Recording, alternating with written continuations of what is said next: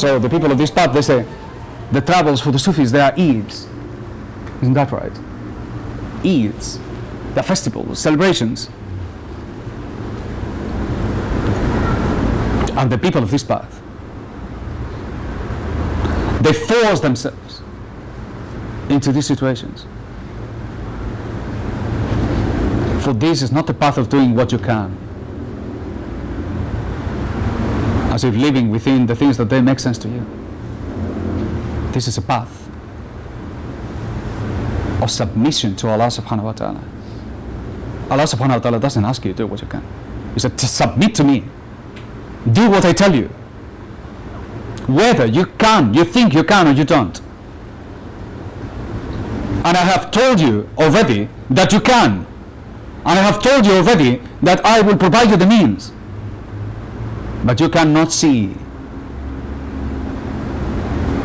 So the Sufi is the one that pushes himself into that boundary with one foot within the things that he thinks he can do, and with another in the things he is absolutely helpless. He forces upon himself with tasks that he cannot do beyond himself, so that with Allah's mercy and with His permission he may learn. You see, this battle will be won and it will be fought in the meaning, not in the forms. And it's in the meaning where we have power. And this is what needs to be seen. The eye that you have to open is the eye into the unseen, the eye into the meaning of things. When you can see that, then you can see. Then you can understand the forms for what they are, not be frightened by them, not to be lured by them either. What is important about the forms is the meaning that lies behind them. Only then you can understand them, and that's dunya. So if you want to reach into the unseen, you have to open your inner eye. And this is what we do here. Because taqwa is contagious. So you keep the company of people who have taqwa because you wanted it. Because when you see it in them, you say, I want that too. And love of Allah is contagious. So keep the company of the people who love Allah, because in their company you will want it too. And then you will have desire. And when you have desire, knowledge comes to you. This is how it's always been. So this is my advice to you. Act upon the things you know. Do not measure what you do by the quantities that they can be measured with calculators or tapes, measuring tapes, or numbers, but measure your actions by the meaning that they have. And you can increase the meaning of that action by your Niat, your intention, so that one of us will use a gold coin in Africa and it will clear the whole of Africa.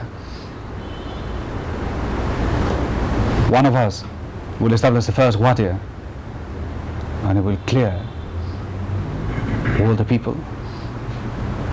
One of us will make the first Qirad with gold coins so that we clear all the people. One of us will establish the first souk according to the Sunnah, with no fees, with no taxes. And that man will cure all our people. And one of us will establish the first Caravan, and it will bring back the profession of the Prophet, for he was a trader. and He will kill all our people. Muamalat. When we say we are defenders of Muamalat, we are people who say we want to bring back what has been lost.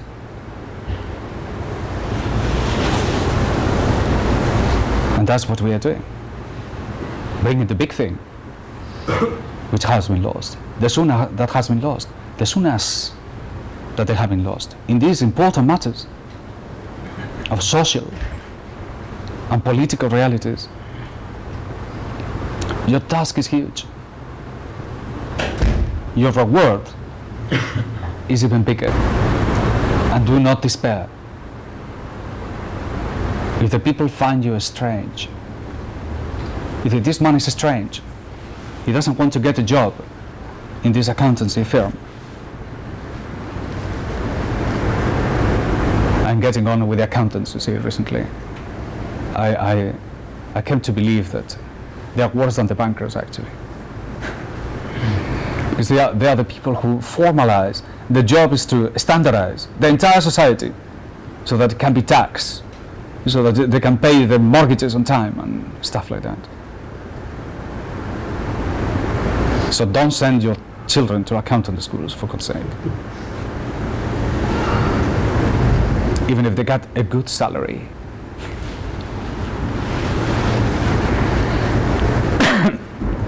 But do not bother yourselves. If the people say you are a stranger, for it is a condition of this knowledge that you will find yourself a stranger in this world. In other words, you see the things differently. You behave differently. The things they want, you don't want. The things that are important for them, they are not important for you. The things that are important for you, they are totally unimportant for them, and so on. So they will find you a little bit strange. Don't bother yourself with it. But remember that Allah spoke about this time. And He said, the time will come where Islam will become strange. And He spoke about the strangers. Be a proud stranger. The first book of my Shaykh, I believe it was the first book of strangers, right?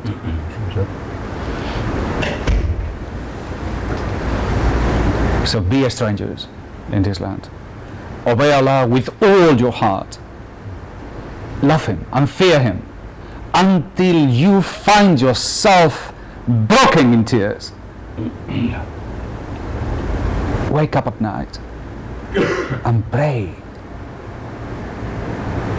Do it. I remember my Shaykh telling me this. I could never be so thankful, for no better advice has ever been given to me. But to do this, pray at night, wake up at night. Don't sleep all night. Don't waste the opportunity. The night is for the lovers. Wake up at night and pray. I have learned more on those prayers than in books. And then be brave and serve the people. Serve. Do not judge them. Judge yourself. Do not bother with your affairs. If you want to be fed, feed others, and you will always be fed. If you think you have problems with your provision, make your concern the provision of others, and Allah will look after you much better than you can look after yourself, and so on. This is my advice to you. It's not my advice, for it doesn't belong to me. It's the advice that it was given to me, and I pass it on to you. And if you do this thing, great things will happen. In the words of our great Shaykh Darkawi, he said, love Allah and fear Allah until you are broken, and then extraordinary things will happen to you. Assalamu alaikum wa rahmatullahi wa barakatuh. Bismillahir Rahmanir Rahim. Alhamdulillahi Rabbil Alameen. Ar-Rahmanir Rahim. Maliki Yawmiddin. إياك نعبد وإياك نستعين اهدنا الصراط المستقيم صراط الذين أنعمت عليهم غير المغضوب عليهم ولا الضالين سبحان ربك رب العزة عما يصفون وسلام على المرسلين والحمد لله رب العالمين.